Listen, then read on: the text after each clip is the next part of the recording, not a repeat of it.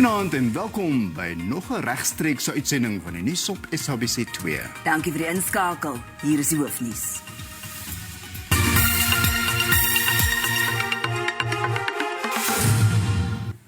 Eskom sê Suid-Afrikaners kan tot 61 dae se beurtkrag tussen April en Augustus ondervind weens groot projekte en beplande kragonderbrekings. Die kragvoorsiener sê egter hy gaan afhanklik bly van hernubare energiebronne om sy opwekkingsvermoë 'n hupstoot te gee.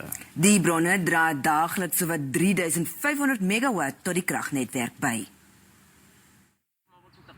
Hoewel daar volgens Eskom 'n verbetering is in sy vermoë om krag op te wek, bly beurtkrag 'n werklikheid. Landsburgers word dus aangemoedig om krag spaarsaam te gebruik, veral weens voortsleepende bedryfsuitdagings. The outage at Koeberg 2 will be followed by a similar outage for Koeberg 1. So the system will be constrained by that reduced contribution of our most competitive and also our most reliable plants. And that means that there is still a risk of load shedding that remains in the system. Verlede jaar se ontploffing by die Bendupi kragstasie gaan die kragvoorsiener na raming R2 miljard uit die sak jaag. Die voorval het boonop druk op die stelsel geplaas en herstelwerk behoort eers teen Augustus 2024 klaar te wees. De Ruiter sê die ondersoek na die voorval is afgehandel. Verlede jaar het die land 81 dae se kragonderbrekings ervaar. We haven't performed well year to date in terms of the days of load shedding. So, as you can see, still totally unacceptable performance, which we are actually, and we are really doing a lot to make sure that we turn this performance around.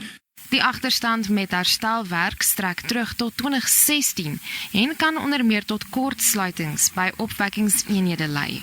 We will continue with the planned maintenance, as I said earlier, and it may contribute to the risk of load shedding. But we've taken a decision and we will stick to that decision because we need to continue to invest in the future. 'n Silwerrandjie is die feit dat Eskom nou 7% minder betaal vir beter gehalte steenkool. Voorbereidings vir die reenseisoen was ook voldoende en die gemiddelde landwye steenkoolvoorraad is genoeg vir die volgende 46 dae. Die Openbare Beskermer advokaat Busisiwe Mkhwebane sê haar kantoor gaan ondersoek instel na ANC-LP Mkhwebane se klag teen president Cyril Ramaphosa. Ramaphosa moet ook 'n geskrewe voorlegging maak aan die staande komitee oor openbare rekeninge. Dit hou alles verband met 'n gelekte klankgreep waarin dit klink asof die president erken dat openbare fondse vir partypolitieke veldtogte gebruik is. Turks het ook die Sonderkommissie van ondersoek na staatskaping oor die kwessie genader, maar die kommissie het nog nie ontvangs bevestig nie. Mkhwebane sê sy behoort haar ondersoek binne 'n maand af te handel. In terms of the Executive Members Ethics Act, the Public Protector must investigate any alleged breach of the code on receipt of a complaint by the President, a member of the National Assembly, or a permanent delegate of the National Council of Provinces if the complaint is against a cabinet member or a deputy minister. The Executive Members Ethics Act further provides that such an investigation must be completed within 30 days. Die spesiale ondersoekeenheid het bevind dat die stad Kaapstad meer as 42 miljoen rand onreëlmatig bestee het. Dit hou verband met 'n kamp vir haweloses wat tydens die eerste COVID-19 inperking by Strandfontein opgerig is. Die eenheid het bevind dat verkrygingsprosesse nie na behoore gevolg is nie. Die Strandfonteinkamp is opgerig kort nadat president Cyril Ramaphosa die nasionale ramptoestand afgekondig het. Nagenoeg 2000 mense is daar gehuisves as deel van die stad Kaapstad se pogings om die verspreiding van COVID-19 te bekamp. Maar die kamp was uit die staanspoor omstrede. Daar was onder meer 'n verslag deur die internasionale organisasie sonder winsbejag, Dokters Sonder Grense, wat aan die Menseregtekommissie gegee is. Dit het onder meer bevind dat daar nie behoorlike dienste soos gesondheidsorg was nie. Nou het die ondersoekeenheid bevind dat die aanskaffing van tente en ander dienste nie regverdig, billik of kostedoeltreffend was nie. Die Good Party se Weskaapse leier sê die proses was rampspoedig. So now we need the Mayor of Cape Town to take action against the CFO and the city manager who managed the deviated procurement process under the emergency regulations and who approved the deviated appointment of a service provider to provide tents for 43 million rand when they could have been hired for probably 1 million rand for the same period. Die ANC in die stad wil hê die verslag moet in die raad bespreek word. What the report does, it vindicates us as African National Congress. You will recall, we led opposition parties to Strandfontein concentration camp. And we were the ones who raised an alarm about dubious activities by the city of Cape Town, led by Dan Plato and J.P. Smith. And we warned members of the public that if they don't rise and join us to challenge the city of Cape Town, not only they are going to be undermined by the administration, but also their money as taxpayers is going to be looted by the city of Cape Town. In 'n verklaring sê die stad Kaapstad dat hy bewus is van die bevindings en dat verskeie departemente hulle volle samewerking gegee het vir die ondersoek. Hy sê egter dat hy nog nie die volledige verslag ontvang het nie. Indien daar bewyse is van oortreding, sê die stad hy sal nie huiwer om op te tree teen diegene wat verantwoordelik is nie. Mariska Botha, SAIK Nuus, Kaapstad. DA-leier John Steenhuisen sê sy party sal eers in die ry wees om strafregtelike klagte teen die beleerde Weskaapse LER vir gemeenskapsveiligheid in te dien. Albert Fritz is as LER en waarnemende provinsiale leier verwyder te midde van wat die DA as ernstige aantuigings oor sy gedrag bestempel. Steenhuisen sê die kantoor van die staatsadvokaat is gevra om die beweringe te ondersoek om die indruk te vermy dat die party homself ondersoek. In this regard, I back the Premier completely. He's calling for an independent investigation. Those allegations must be tested, but I can assure you that there's no place in the DA for people who are found guilty of that type of behavior. Die Eskom munisipaliteit het onder skoot gekom na watertoevoerprobleme in gebiede van Heidelberg in die Suid-Kaap. Hulle sê egter die kwessie spruit uit die Oeverberg Waterraad se waterbehandelingsinfrastruktuur.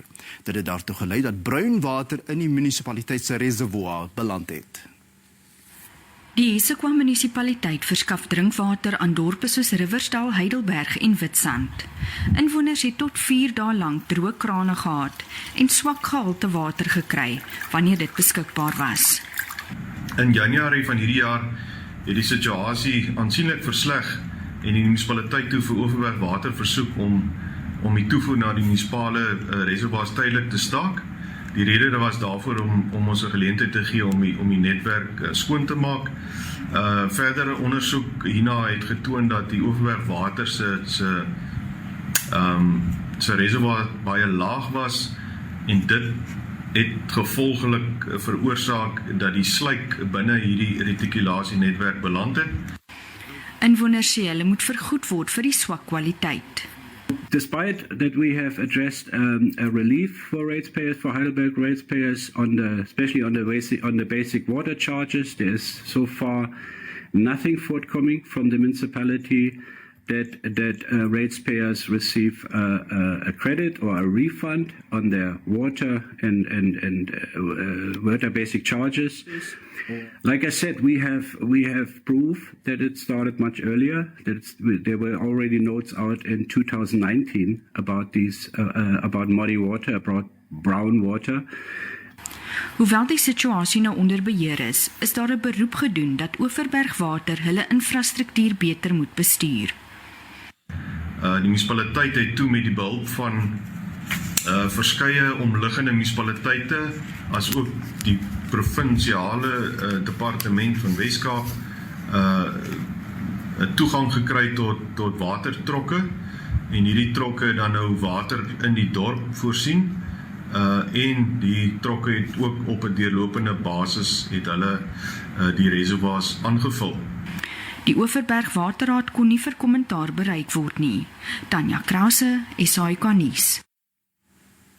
Daar was 'n mate van infrastruktuurskade aan paaie, brûe en wingerde in die benede Oranjerivier streek in die Noord-Kaap. Dit soos wat die watervlakke van die Oranjerivier bly styg. Dit is nou op sy hoogste vlak in byna 'n dekade. Verlede week het verskeie damme in die Oranje en Valrivierstelsel as sluise opgemaak omdat damme stroomopvol geraak het. Die Oranjerivier oorstroom byna sy walle. Die watervlakke het op sekere plekke tot 6,5 meter gestyg, met nog water op pad. Die kragtige stroom het skade aan verskeie paaie en brûe aangerig. Maar dit is die dryfbedryf wat tans in die oesseisoen is, wat hoop dat die water binnekort sal verminder. Ons vroeër kultivars, soos die Sugar 39 en Selma Piet, wat in die water gestaan het of gekom het, die water afgestoot het, kon ons gered het. Ons kon hom so die helfte van dit afsny. Die later kultivars soos jou Mkhwebane wat nou bietjie later in die seisoen ryp raak, reg raak vir oes. Hulle staan nog so by ons nou tussen 400 tot 800 mm in die water. As die druiwe trosse in die water hang, dan sal hy druiwe vrot. Maar solank as wat hy bo die water bly, behoort er nie iets oor te kom nie.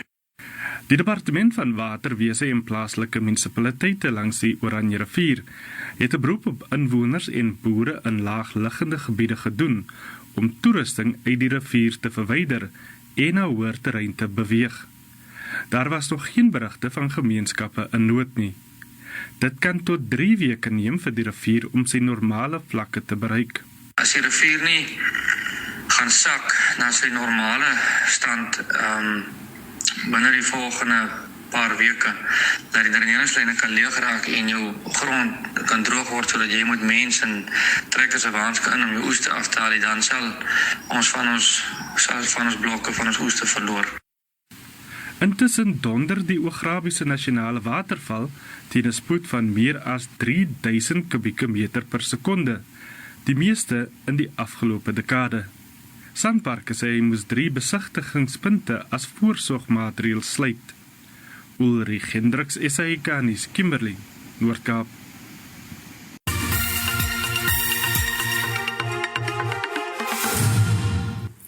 Onderrig is by die Dassenhoek sekondêre skool in Pinetown in KwaZulu-Natal opgeskort nadat 4 leerlinge met messe gesteek is. Daar word vermoed dat 'n groep gewapende rowers die skool binnegestorm en waardevolle items van leerlinge en personeel geëis het. Die gewapende rowers het na bewering tydens skoolure toegang tot die skoolterrein verkry. Sommige leerlinge het hulle probeer teesit, maar is deur die verdagtes oorval. 4 leerlinge is na bewering aangerand en gesteek. Een van die beseerde leerlinge, wat nie geïdentifiseer wil word nie, deel sy ontstellende ervaring. Ek het gedink hulle was mense wat by die skool werk. Toe ek verby hulle gestap het, het hulle my foon gegryp en my geklap. Ek wou terugbaklei, maar hulle het 'n wapen uitgehaal en my daarmee teen die kop geslaan. Ek het na die onderwysers gehardloop en dus toe hulle mense begin slaan het en fone geëis het. Die ma van een van die beseerdes, Bumzile Jamane, sê sy is steeds geskok. Haar seun sterk in die hospitaal aan nadat hy 3 steekwonde opgedoen het. Die dokter sê sy toestand is ernstig. Hy is nie in 'n goeie toestand nie. Een van sy wonde is in 'n kritieke area van sy maag en sy arm is ook beseer. Die dokter sê hulle is nie seker of hy weer sy arm sal kan gebruik nie. 2 ander slagoffers sterk ook nog in die hospitaal aan. Alle skoolopleiding is vir die week opgeskort. Die provinsiale onderwysdepartement sê hulle werk daaraan om die veiligheid van leerlinge en personeel by die skool te verseker. As you can see, the school is fenced. It actually had 2 guards. Obviously, one of them was not at work yesterday, but it's a reasonable security that you can put in any school in KwaZulu-Natal. We have employed a number of what we call community safety volunteers who are assisting with security matters in our schools. We continue to fence our schools, but we are clear that as long as we don't win this battle in our communities, our schools will continue to be soft targets. Die polisie sê een van die verdagtes is in hegtenis geneem terwyl 2 ander steeds op vrye voet is. Daar is toenemende oproepe dat Limpopo sy DA-leier vir Onderwys, Boshielo, van haar pligte onthef word na 'n daling in die provinsie se matriekslaagsyfer.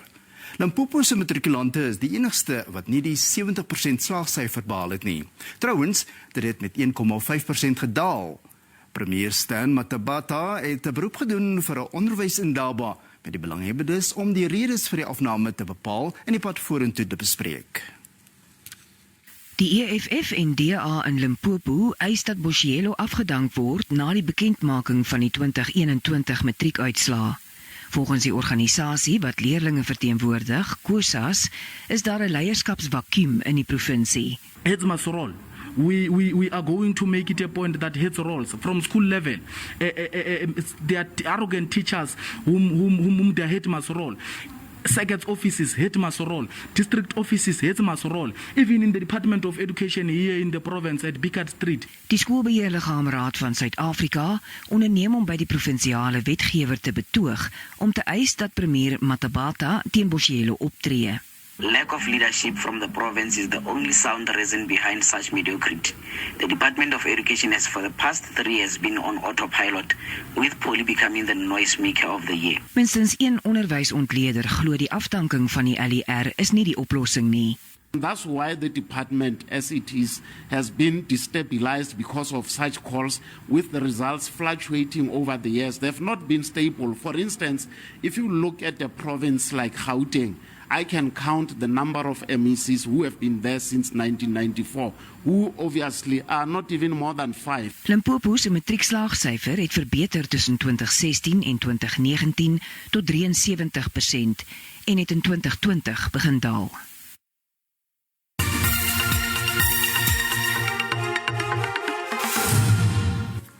Die Reservebank het die repo-koers met 25 basispunte verhoog. Daarmee saam is die verwagte inflasiekoers ook opwaarts aangepas met 4,3% na 4,9%.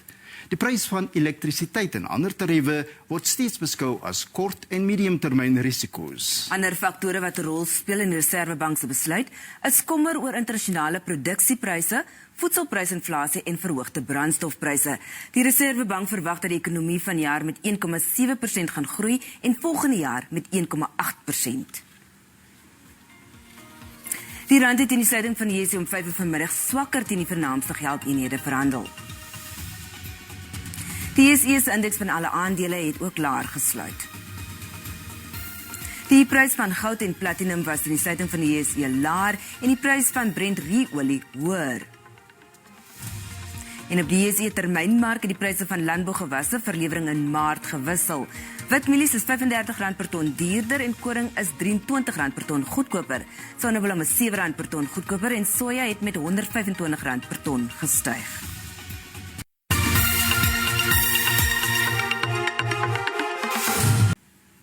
Die Blitsbokke slyp hulle tande vir nog 'n titel in die HSBC Wêreld Sewesreeks. Die span het die Malaga-toernooi verlede week gewen met 'n reeks agtereenvolgende oorwinnings in Dubai. Die toernooi in Sevilla begin môre. Die Blitsbokke berei hulle voor op die 4de toernooi in die reeks en Dewald Heeman hoop om verlede week se goeie spel voort te sit. Hy het al 196 punte in 56 wedstryde aangeteken en is gemaklik in sy rol. Het is 'n geweldige kompetisie in my posisie, maar onder system noem dit 'n jaarlijkse kompetisie en dit druk mense na beter op die veld te speel en vir my is dit elke toernooi op 'n slag. Die 26-jarige spelskepper het al 2 keer as kaptein uitgedraf. Ja, vir my is net om positief te dink en te dink wat was vorentoe die jaar en Commonwealth Games en World Cup en vir my is net een van my doelwitte om beseringvry te wees in elke toernooi en net vir die span die beste te gee. So ja, mense dink jy reg om besering sê, jy wil net die beste gee vir die span. Darren Adonis is nog relatief nuut, maar gretig om sy plek in die span vol te staan. Dis 'n wonderlike ervaring, ek moet sê. Dis nie maklik om eerstens om op, hoe kan ek sê, om die kat te maak van academy af tot op 'n senior vlak en dan ook die te wen. Is nice. Impi Visser neem die naweek as kaptein oor na Siviwe Soyezwapi se besering in die eerste wedstryd van die Malaka toernooi. So ons voormiddag drafstappie, tot môre. Alles van die beste, môre aand weer om 7:30. Totsiens.